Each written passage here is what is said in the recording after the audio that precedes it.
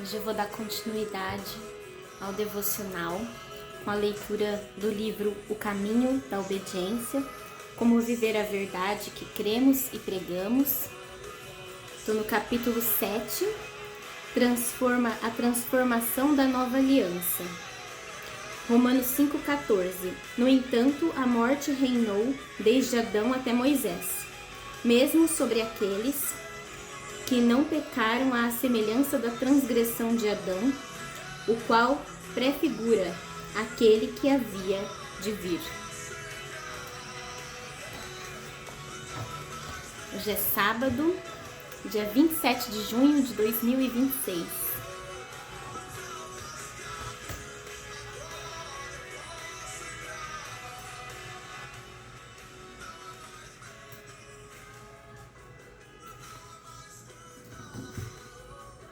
Para começar, vou fazer uma oração.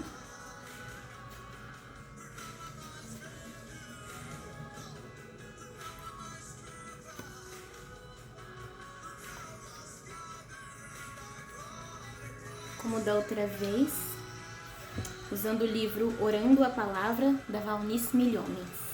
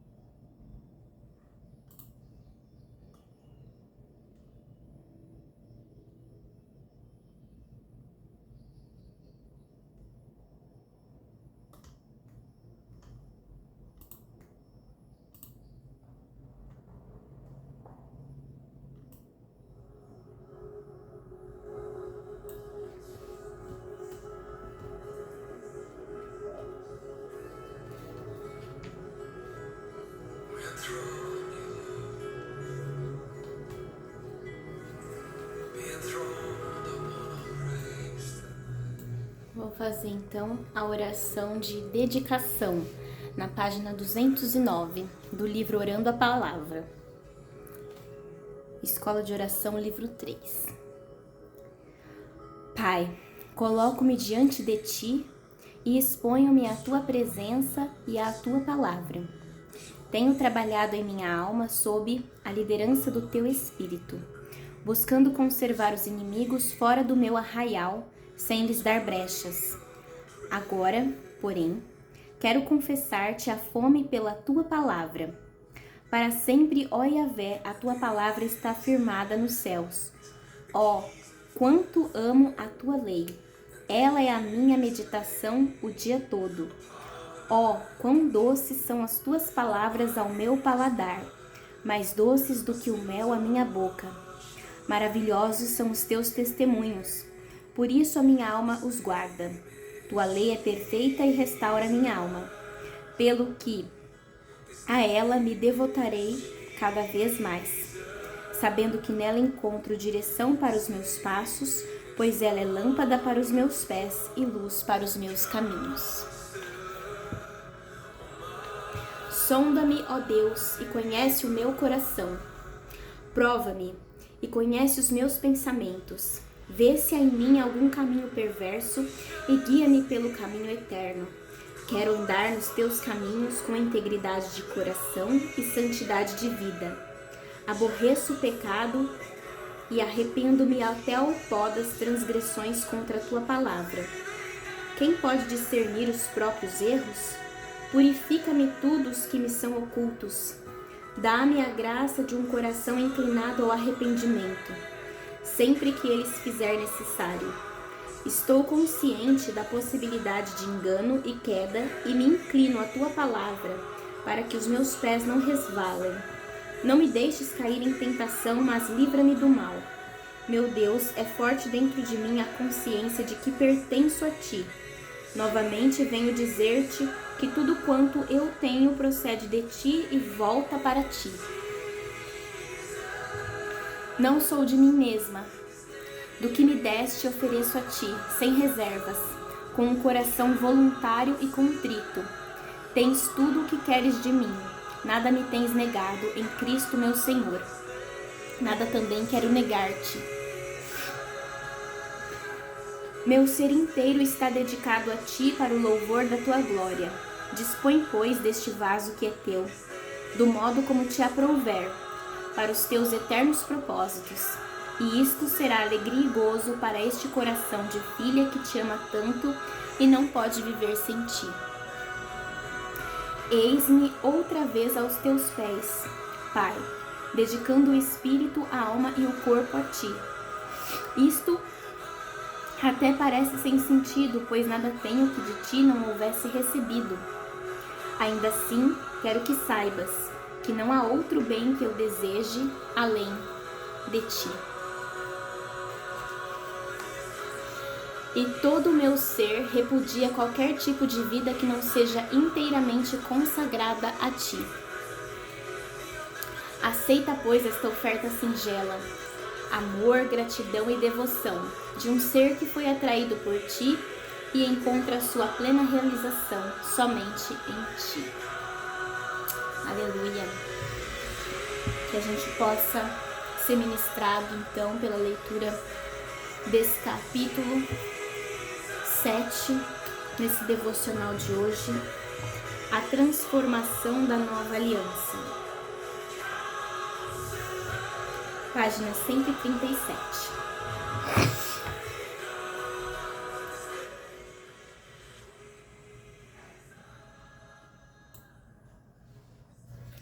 Ao explicar a entrada do pecado na natureza humana, o apóstolo Paulo estabelece uma relação essencial entre Adão e Cristo, um elo indispensável para compreender a profundidade da obra redentora disponibilizada por Deus em Jesus. Ele afirma que Adão prefigurava aquele que havia de vir, ou seja, Cristo. Mas qual o real significado e qual a aplicação desse paralelo?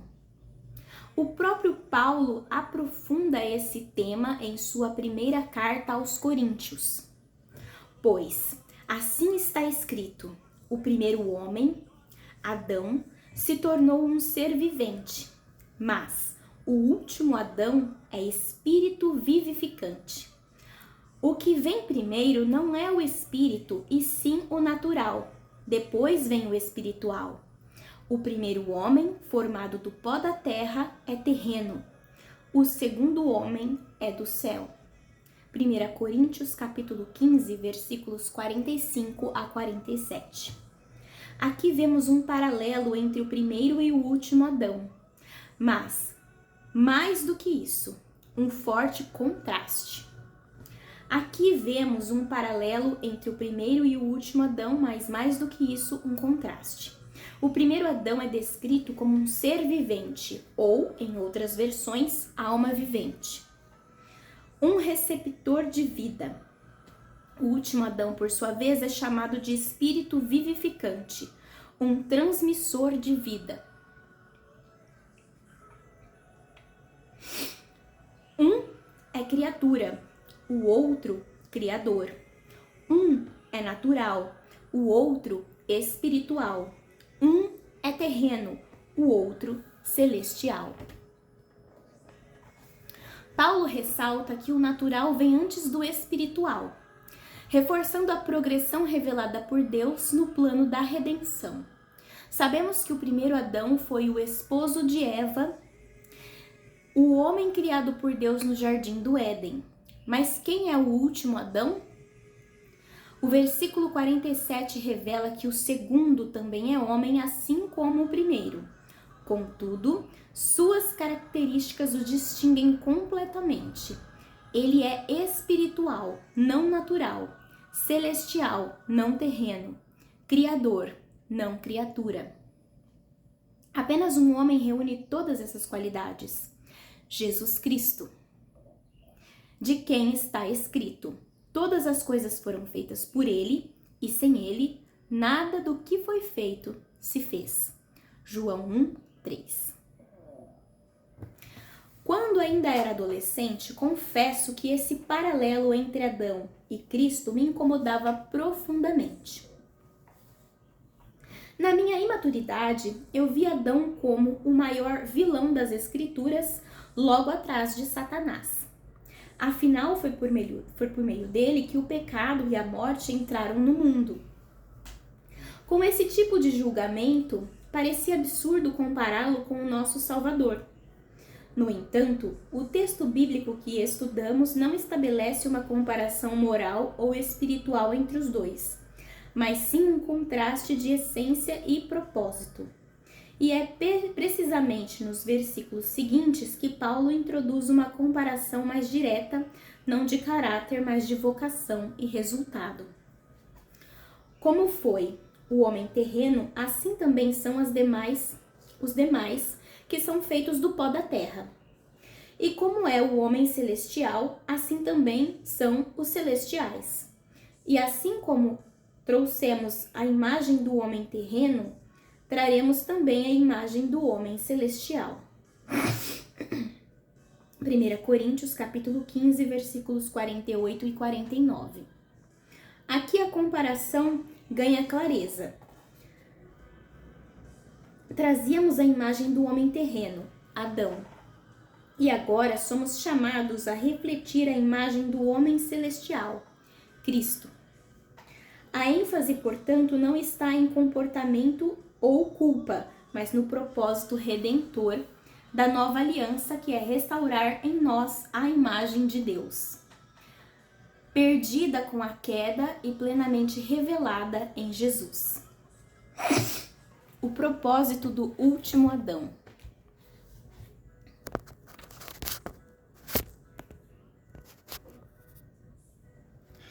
Como vimos no capítulo 1, o primeiro Adão foi criado com o propósito de ser um cabeça de raça, uma matriz reprodutora, sendo um protótipo da imagem do próprio Deus. Deveria reproduzir-se segundo o molde no qual fora formado, santo e sem pecado. Esse era o plano original. No entanto, ao pecar, Adão deformou esse padrão, passando a gerar descendência conforme aquilo em que se havia transformado. Por isso, Paulo declara: como foi o homem terreno, assim também são os demais que são feitos do pó da terra. Estabeleceu-se assim o que anteriormente chamamos de problema de natureza. Todos os que descendem de Adão, sem exceção, são pecadores e trazem em si a imagem corrompida do homem terreno. O que Paulo compara, após destacar diferenças profundas, é o propósito de um e de outro Adão. Embora contrastem quanto à natureza, ambos compartilham a mesma finalidade. Cristo veio como um novo cabeça de raça, uma nova matriz geradora.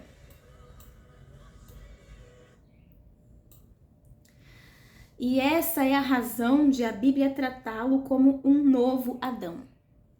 Observe novamente as palavras do apóstolo.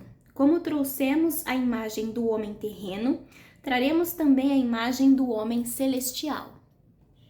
Deus jamais desistiu do seu plano original, ainda que Adão o tenha comprometido. Antes mesmo da criação do mundo, o Senhor já havia estabelecido um meio para restaurá-lo. Cristo, o Cordeiro que foi morto desde a fundação do mundo. Apocalipse capítulo 13, versículo 8.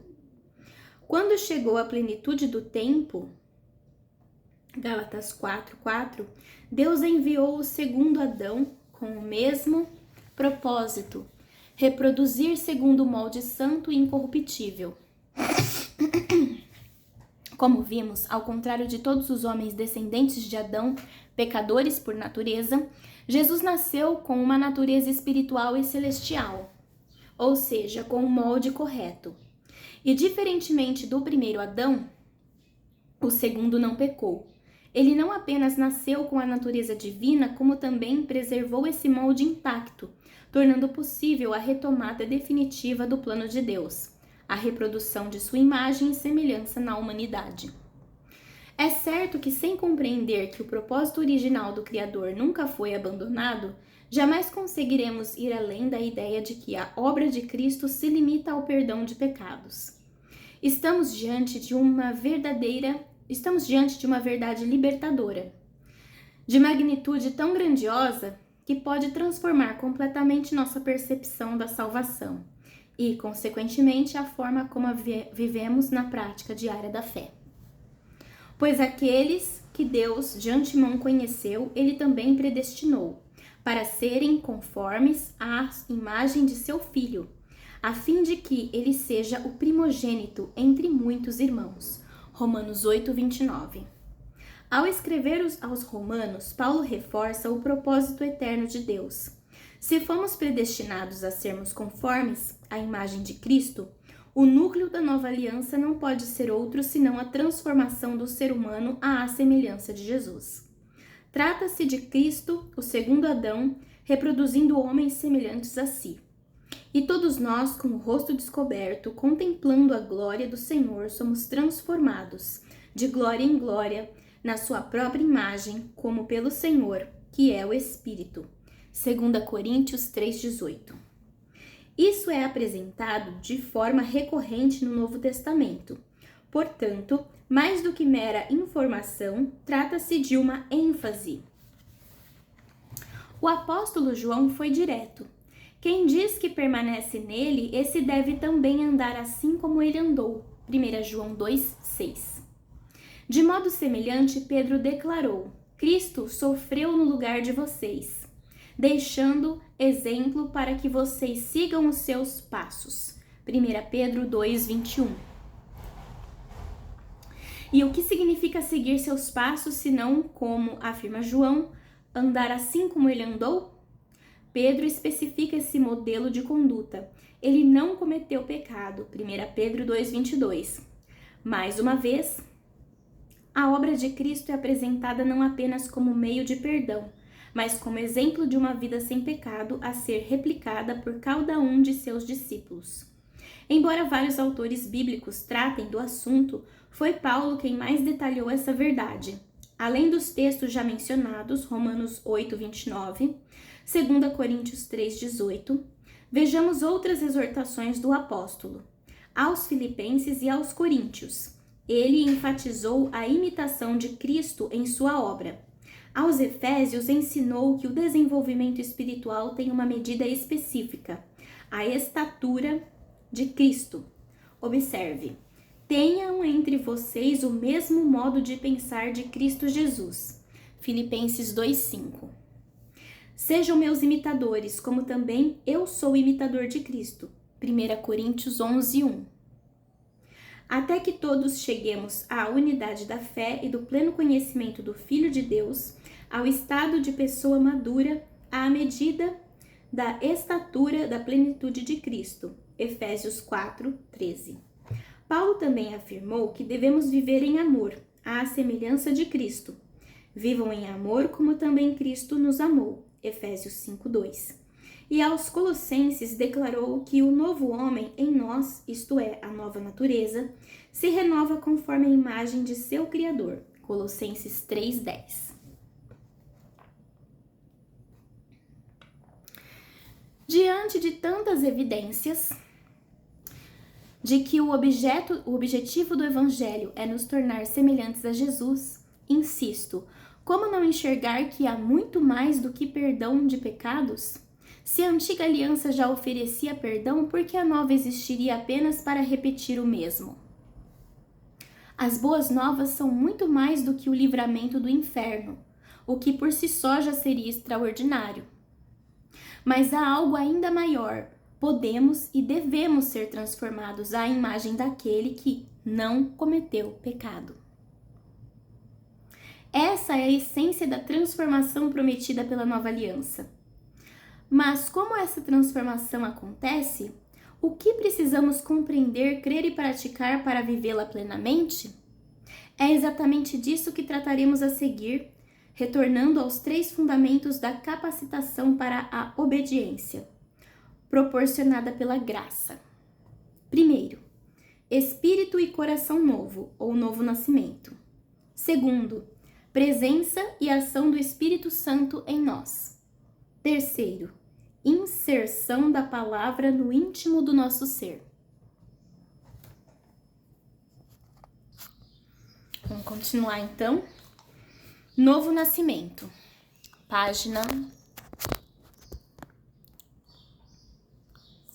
Novo nascimento, página 142.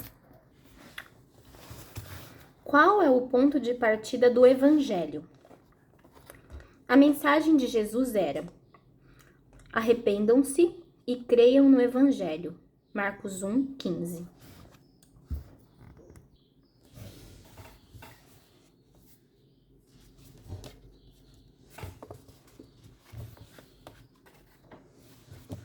Portanto, a palavra deve ser anunciada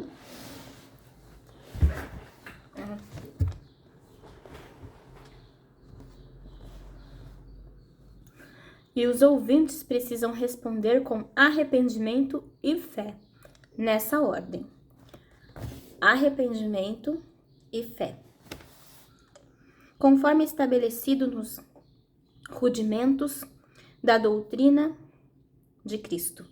Hebreus 6, 1, 2. O evangelho moderno, porém, tem eliminado a mensagem do arrependimento e anunciado apenas a fé. Que distorção!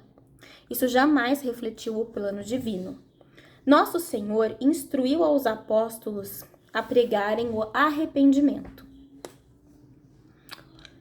e que em seu nome se pregasse arrependimento para remissão de pecados a todas as nações, começando em Jerusalém. Lucas 24, 47. A fé, evidentemente, também deveria ser proclamada como parte essencial do caminho da salvação.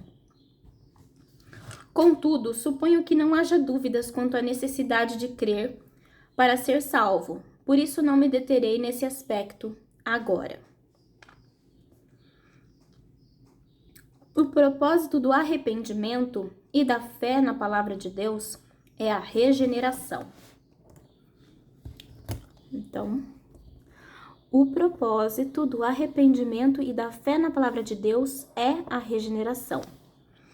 Outro nome para o novo nascimento. Regeneração é outro nome para o novo nascimento. Como os ensinos bíblicos deixam claro, pois, segundo o seu querer, ele nos gerou pela palavra da verdade, para que fôssemos como que primícias das suas criaturas. Tiago 1,18.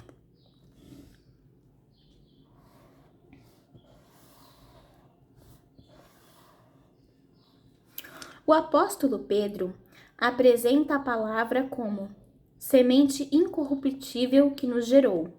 1 Pedro 1,23. Essa semente tem poder gerador porque é, em essência, a pregação sobre a obra de Cristo, o último Adão.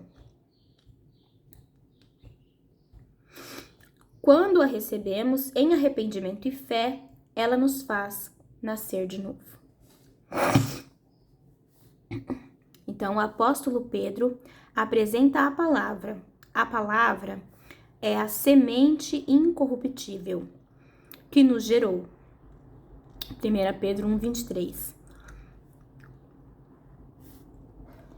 Essa semente tem poder gerador porque é, em essência, a pregação sobre a obra de Cristo, o último Adão. Quando a recebemos em arrependimento e fé, ela nos faz nascer de novo. Sabemos que o primeiro Adão reproduziu seres semelhantes a si mesmo, E a Bíblia mostra que isso se deu por meio do nascimento. Salmos 51:5. Por isso, o último Adão declarou que é necessário nascer outra vez. Assim como a tragédia do pecado nos alcançou através do nascimento natural, a salvação, por sua vez, seria transmitida por um novo nascimento, agora segundo o molde de Cristo. Este é o ponto de partida para nos tornarmos semelhantes a Jesus, nascer dele. Como isso acontece? Em arrependimento e fé na palavra de Deus.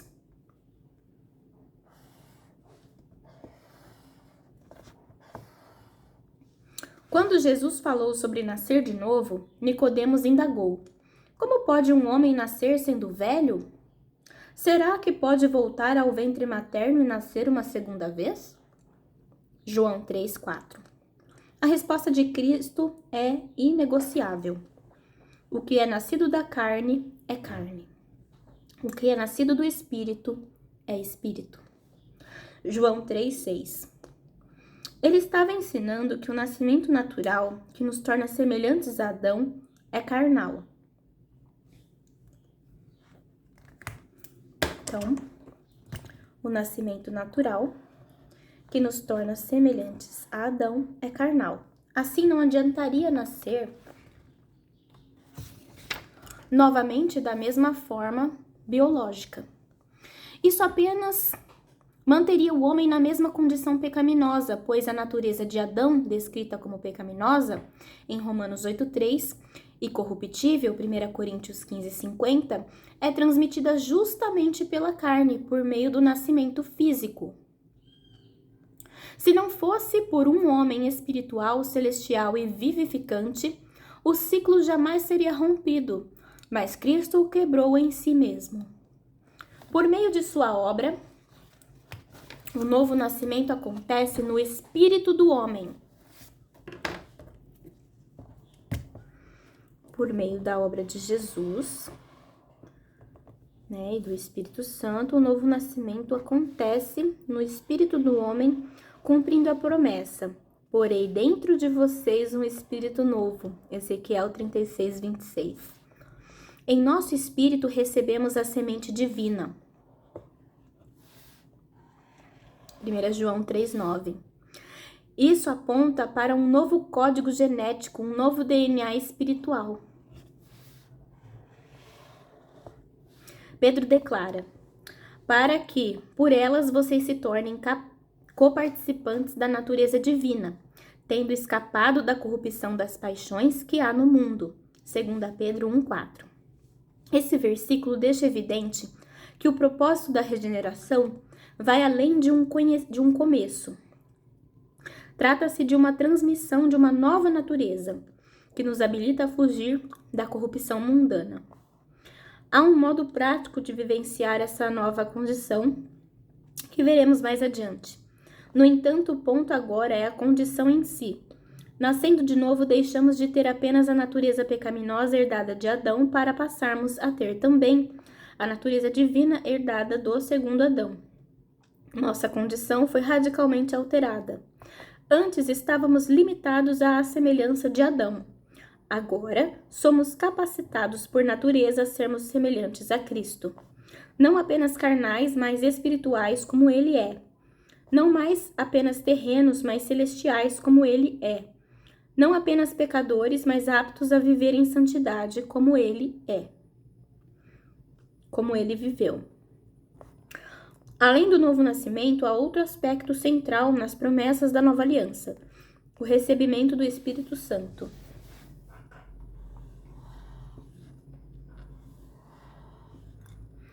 Porei dentro de vocês o meu Espírito. Ezequiel 36:27. Isso se cumpre por meio do mesmo processo que nos conduz ao novo nascimento, que é ouvir a palavra e responder a ela com fé. Nele também vocês, depois de ouvirem a palavra da verdade, o evangelho da salvação, tendo nele também crido, receberam o selo do Espírito Santo da promessa. Efésios 1:13. Que privilégio grandioso é ter habitado em nosso espírito o mesmo Espírito que ressuscitou Jesus dentre os mortos. Romanos 8:11. Falaremos em seguida sobre o ministério do Espírito Santo e a capacitação que ele nos concede. Mas antes, precisamos percorrer mais um território essencial. Resgatados da maldição. Página 145. Resgatados da maldição. Cristo nos resgatou da maldição da lei, fazendo-se Ele próprio maldição em nosso lugar. Porque está escrito: maldito todo aquele que for pendurado em madeiro, para que a bênção de Abraão chegasse aos gentios, em Cristo Jesus, a fim de que recebêssemos pela fé o Espírito prometido. Gálatas capítulo 3, versículos 13 e 14. Tenho observado muitos equívocos na interpretação e aplicação desse texto. No entanto, a dificuldade não está em entender a quem a mensagem foi dirigida. Está claro, tanto pelo contexto quanto pelo conteúdo, que o apóstolo se dirige aos gentios convertidos, sobre os quais afirmou: os da fé é que são filhos de Abraão. Gálatas 3:7. O resgate da maldição, operado por Cristo em nosso favor, com o propósito de que a bênção de Abraão alcançasse os gentios, também é indiscutível. Mas onde então muitos se perdem? Penso que o problema reside, em primeiro lugar, no foco exclusivo sobre a substituição da maldição pela bênção sem considerar o restante da doutrina. Em segundo lugar, na falta de discernimento entre causa e efeito, com ênfase no fruto, não na raiz. Alguns fundamentos nos ajudarão a desatar esse nó. O texto é específico, trata-se da maldição da lei. Em Deuteronômio 28, os primeiros 14 versículos descrevem as bênçãos destinadas àqueles que obedecem à lei de Deus. O restante do capítulo, por sua vez, anuncia as maldições reservadas aos desobedientes. Vários outros textos bíblicos tratam da bênção e da maldição como consequência da obediência ou rebeldia, o que demonstra a repetição intencional da parte do Senhor. Eis que hoje eu ponho diante de vós a bênção e a maldição. A bênção, quando cumprirdes os mandamentos do Senhor, vosso Deus, que hoje vos ordeno. A maldição, se não cumprirdes os mandamentos do Senhor, vosso Deus, mas vos desviardes do caminho que hoje vos ordeno, para seguirdes outros deuses que não conhecestes. Quando, porém, o Senhor teu Deus te introduzir na terra a que vais para possuí-la, então pronunciarás a bênção sobre o monte Gerizim e a maldição sobre o monte Ebal. Deuteronômio 11, 26 a 29. Moisés deu ordem naquele dia ao povo, dizendo: quando houveres passado o Jordão, estarão sobre o monte Gerizim, para abençoarem o povo estes: Simeão, Levi, Judá, Isacar, José e Benjamim. E estes, para amaldiçoar, estarão sobre o monte Ebal: Ruben, Gade, Asser, Zebulon, Dan e Naftali. Deuteronômio 27, 11 a 13. Todo Israel, com os seus anciãos e os seus príncipes e os seus juízes, estavam de um e de outro lado da arca, perante os levitas sacerdotes que levavam a arca da aliança do Senhor, tanto estrangeiros como naturais. Metade deles em frente ao monte Gerizim e a outra metade em frente do monte Ebal. Como Moisés, servo do Senhor, outrora ordenara que fosse abençoado o povo de Israel. Depois leu todas as palavras da lei, a bênção e a maldição, segundo tudo o que está escrito no livro da lei. Palavra nenhuma houve de tudo que Moisés ordenara, que Josué não lesse para toda a congregação de Israel e para as mulheres e os meninos e os estrangeiros que andavam no meio deles. Josué 8, 33 a 35. A determinação divina era clara: quem andasse em obediência seria abençoado.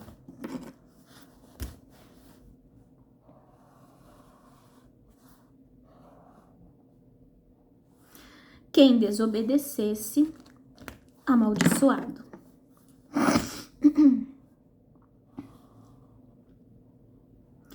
Por que então precisávamos ser resgatados da maldição? Porque, como Paulo já havia afirmado, nenhum ser humano conseguiu cumprir plenamente a lei. A incapacidade de obedecer nos colocou sob a maldição. Assim, do que exatamente Cristo nos resgatou?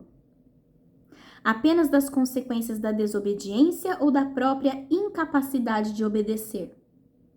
Normalmente fala-se do resgate da maldição com foco exclusivo nas consequências da desobediência.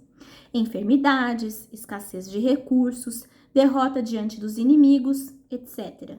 Deuteronômio 28, de 15 a 25. Se fosse apenas isso, o resgate operado por Jesus anularia as consequências do pecado, sem, no entanto, nos libertar do seu domínio, deixando-nos confinados à mesma incapacidade de obedecer que imperava antes do sacrifício de nosso Senhor. Além disso, isso nos colocaria em uma condição perigosa.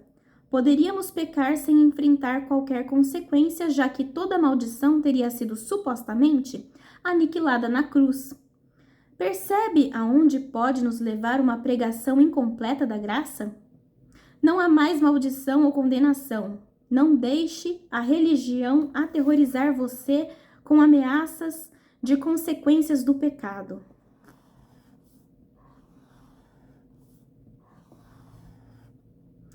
Dizem alguns pregadores: Jesus já aniquilou toda a maldição. Há aqui um grave desvio doutrinário. Concluir que ser resgatado da maldição significa que a maldição deixou de existir.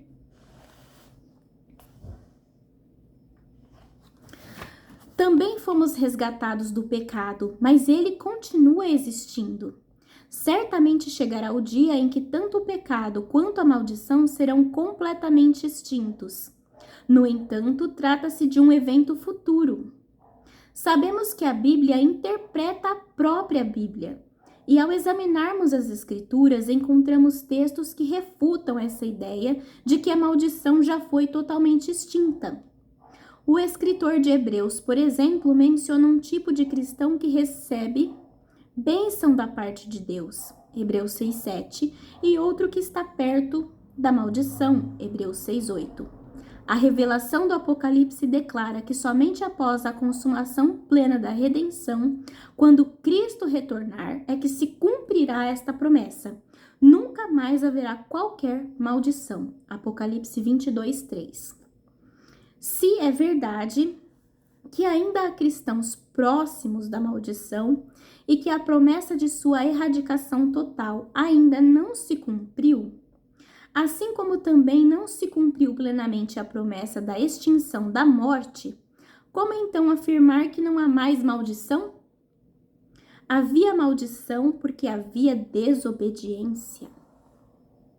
A razão por que os homens não conseguem viver na plenitude da bênção,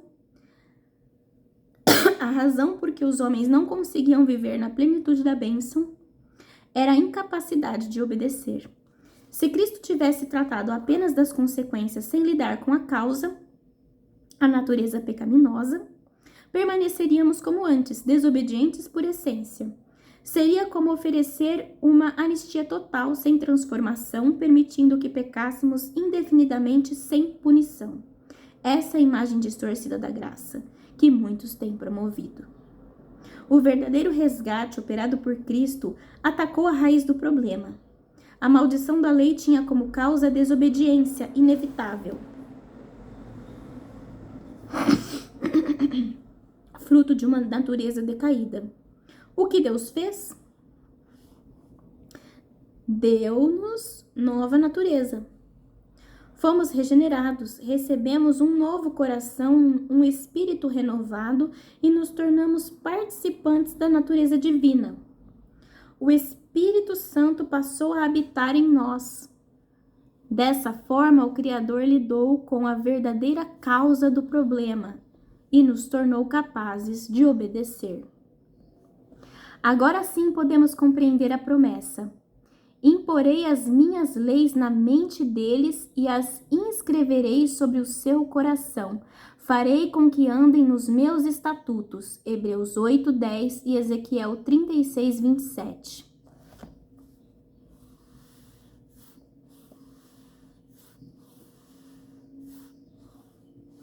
Na antiga aliança havia uma exigência de obediência sem capacidade para cumpri-la. Na nova, a exigência permanece e a obediência continua sendo o caminho da bênção. Mas agora temos poder para cumpri-la. Portanto, é correto afirmar que fomos resgatados da maldição da lei no sentido da incapacidade de obedecer. Antes era impossível vencê-la. Agora, em Cristo, se torna viável. A nova aliança trouxe, enfim, os recursos necessários para que não apenas fôssemos perdoados, mas também capacitados a obedecer. A maldição ainda existe? Sim, como consequência da desobediência. Porém, Cristo resolveu o problema da incapacidade de obedecer para que, vivendo uma vida obediente, desfrutemos das bênçãos prometidas e não mais apenas das maldições.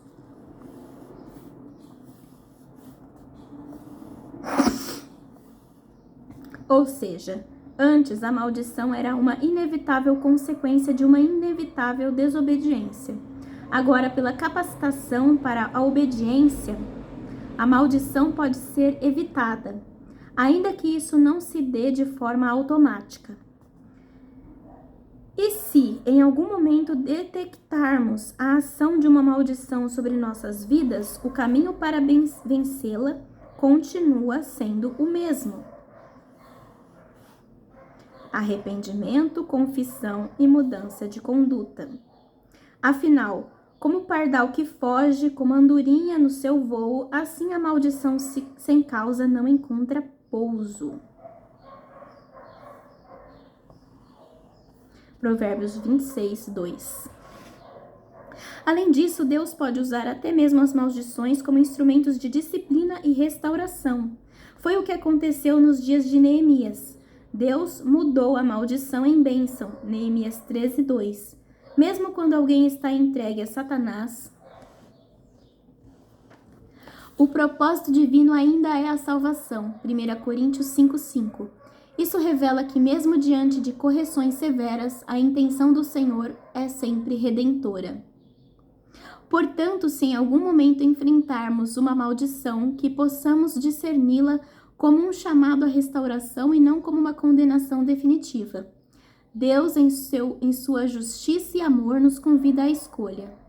Hoje tomo o céu e a terra por testemunhas contra vocês, que lhes propus a vida e a morte, a bênção e a maldição. Escolham, pois, a vida, para que vivam, vocês e os seus descendentes. Deuteronômio 30:19. Talvez o maior problema doutrinário nesse assunto seja a visão equivocada a respeito de quem Deus é. Alguns, ao contemplarem as maldições, acusam o Senhor de ser um tirano implacável. Mas a verdade é que Deus é ao mesmo tempo justo e misericordioso, santo e amoroso.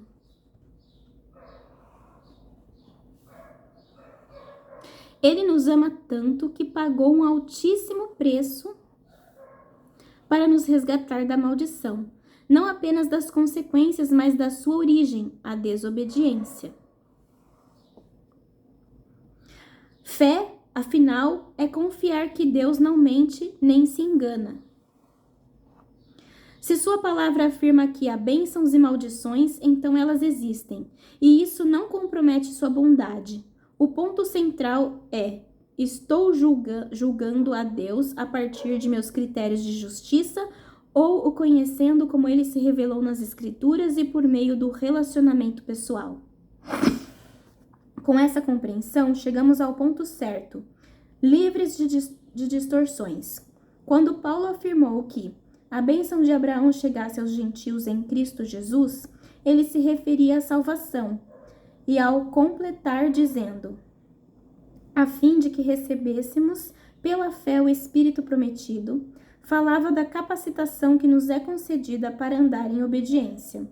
Assim, quem deseja viver de modo obediente precisa compreender profundamente a pessoa e o ministério do Espírito Santo na nova criação.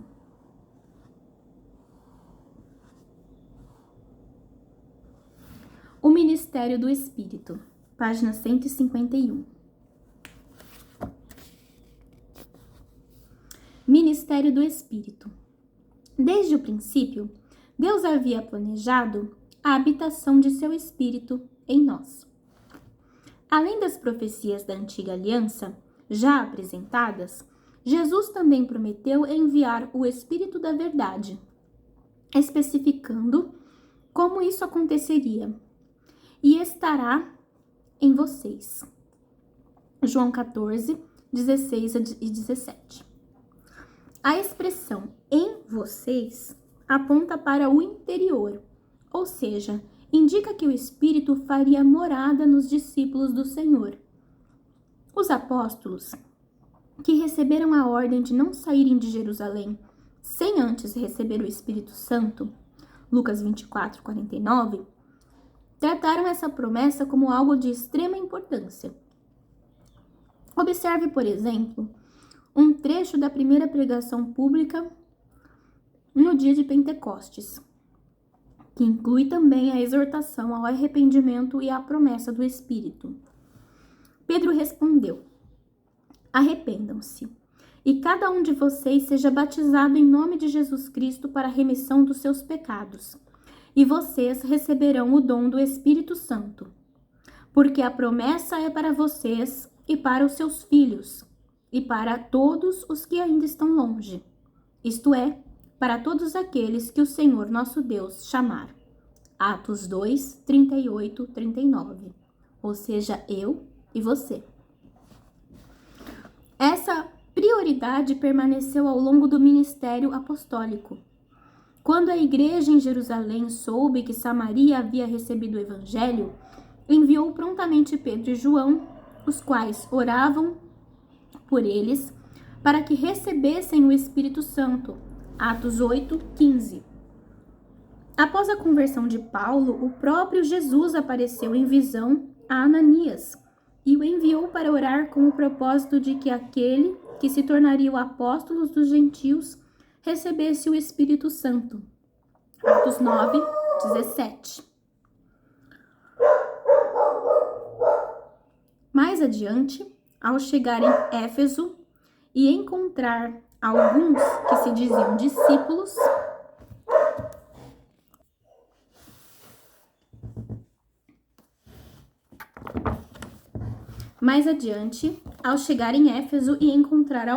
que se diziam discípulos, Paulo fez uma pergunta direta. Vocês receberam o Espírito Santo quando creram? Atos 19, 2. Diante da resposta negativa, pelo contrário, nem mesmo ouvimos que existe o Espírito Santo.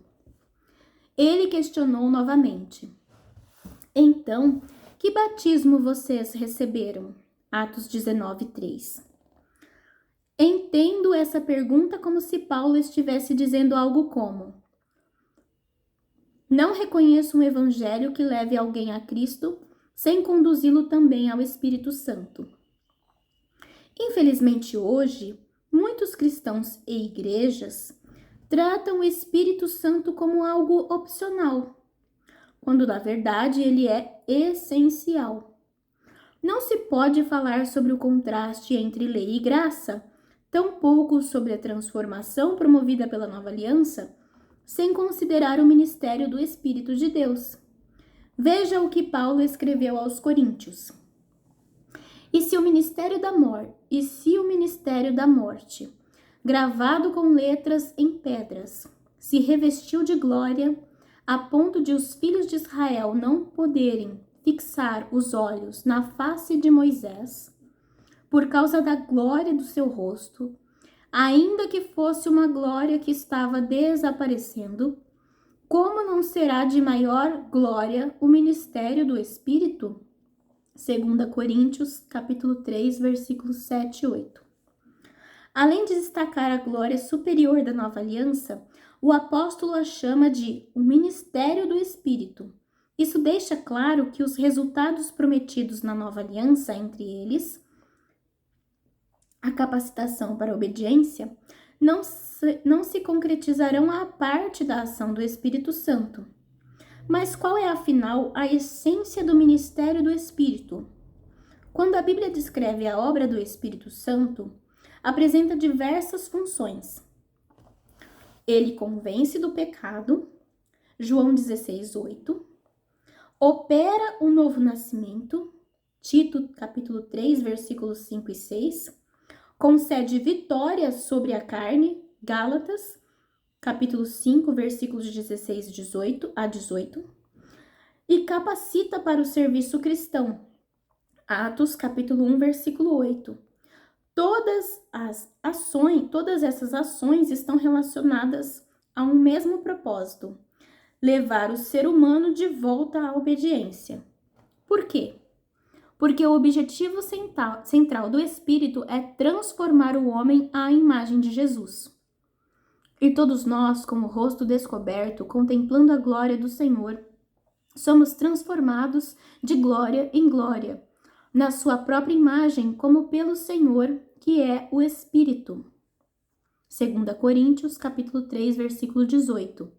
A expressão de glória em glória indica um processo contínuo de transformação, evidenciando que o ministério do Espírito visa uma mudança progressiva.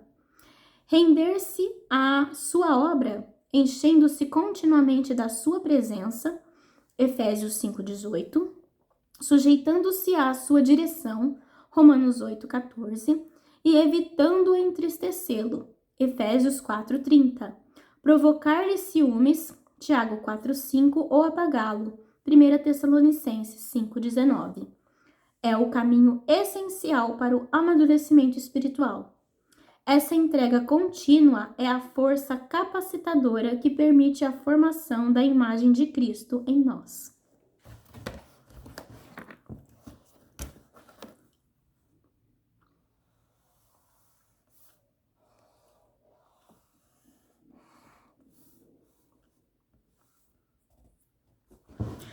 Ainda estamos construindo fundamentos, mas faço questão de antecipar o que virá nas páginas seguintes. Embora o novo nascimento e o recebimento do Espírito Santo representem uma mudança sobrenatural de condição, o acesso aos seus frutos é profundamente prático. Basta reler os versículos acima com atenção, as atitudes que eles exigem. É provável que você tenha identificado práticas espirituais, o que chamamos de disciplinas espirituais. Creio que, ao fim deste livro, você verá a rotina da vida cristã não como algo banal, mas como a porta de acesso a toda a capacitação necessária, o que na verdade é tudo de que precisamos. Oro para que, ao concluir essa leitura, você não veja a obediência como algo inalcançável, mas como um alvo real, possível ao ser perseguido e vivido diariamente. E se posso sugerir um modo de caminhar diária, sugerir um modo de caminhar, diria: não apenas um passo por vez, mas uma disciplina espiritual por vez. O Espírito Santo está operando em nós para reproduzir a imagem de Jesus. Esse é o seu ministério. Por isso, podemos confiar. Não nos falta nem nos faltará o poder necessário para andar como ele andou.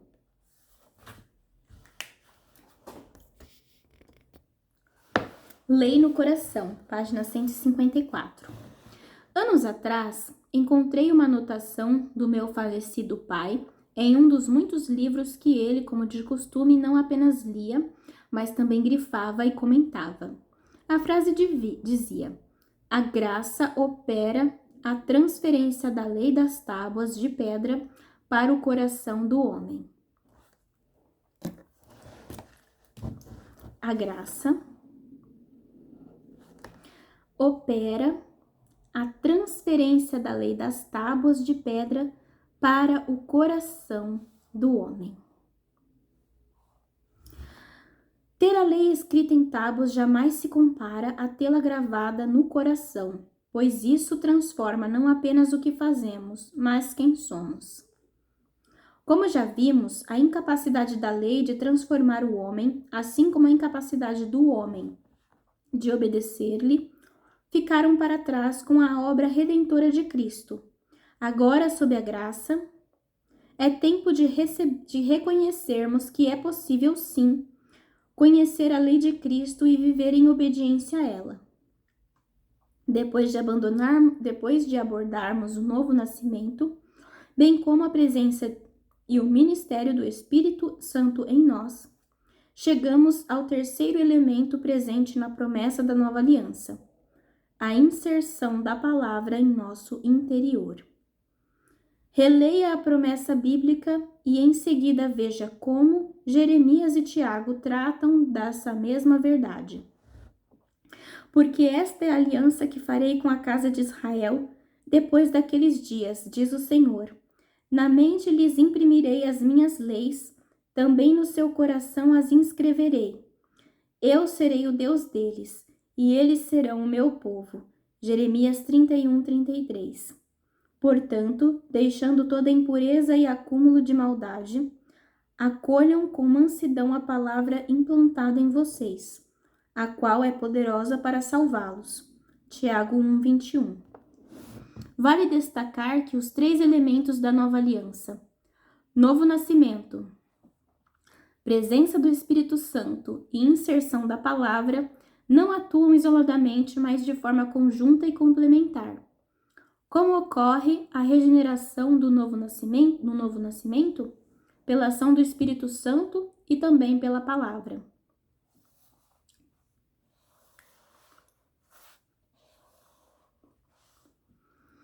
Ele nos salvou mediante o lavar regenerador e renovador do Espírito Santo, que ele derramou sobre nós ricamente por meio de Jesus Cristo, nosso Salvador. Tito, capítulo 3, versículos 5 e 6. Porque vocês foram regenerados não de semente corruptível, mas de semente incorruptível, mediante a palavra de Deus, a qual vive e é permanente. 1 Pedro 1:23. De forma ainda mais específica, João apresenta a interação direta entre o Espírito Santo e a palavra. Mas o Consolador, o Espírito Santo, que o Pai enviará em meu nome, esse ensinará a vocês todas as coisas e fará com que se lembrem de tudo o que eu lhes disse. João capítulo 14, versículo 26. Após o novo nascimento, o Espírito Santo que habita em nós ensina, ilumina nossa compreensão das Escrituras e faz com que nos lembremos da palavra de Cristo. E porque ele traz à memória o que Jesus ensinou, para que vivamos de acordo com ela e coloquemos em prática em todo o tempo. Estamos apenas mudando o ângulo para contemplar a mesma realidade, a obediência. Pelo ângulo da lei, escrita no coração, o que se evidencia é que, em Cristo, recebemos a capacidade real de corresponder à expectativa divina de vivermos segundo os seus preceitos revelados nas Escrituras, em uma perfeita cooperação entre o novo nascimento, Espírito Santo e Palavra.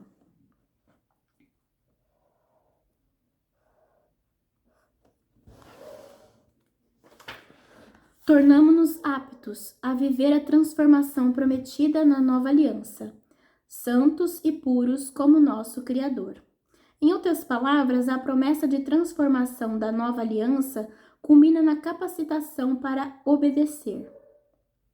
Nos próximos 2 capítulos, iremos consolidar a importância da obediência, pois só valorizamos aquilo que reconhecemos como essencial. E se algo é importante para Deus, deve sê-lo também para nós.